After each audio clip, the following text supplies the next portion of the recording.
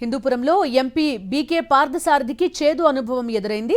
తొలి మహిళా ఉపాధ్యాయురాలు సావిత్రిబాయి పూలే జయంతి వేడుకలను అధికారికంగా నిర్వహించకపోవడంపై బీసీ సంఘాలు నిలదీశాయి.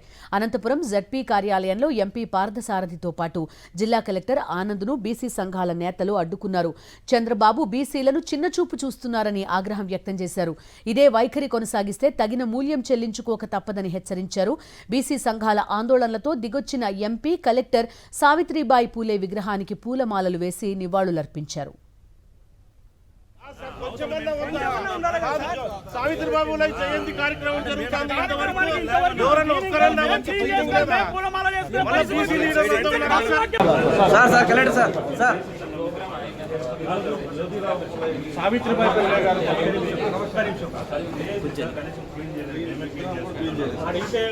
అత్యంత దౌర్భాగ్యమైన విషయం ఏమంటే ఈ రోజు సావిత్రిబాయి పూలే జయంతిని పురస్కరించుకొని రాష్ట్ర ప్రభుత్వం ఘనంగా నిర్వహించాల్సిన పరిస్థితిని కాదని ఈరోజు అనంతపురం జిల్లాలో జిల్లా పరిషత్ ఆవరణలో ఉన్నటువంటి సావిత్రిబాయి పూలే విగ్రహానికి కానీ కనీసము క్లీన్ చేసిన పాపాన పోలేదు. చెత్త చెదారం అంతా పేరుకుపోయి ఉండగా ఇక్కడ క్లీన్ చేసిన పరిస్థితి కానీ ఒక పూలమాల వేసిన పరిస్థితి కానీ లేదు.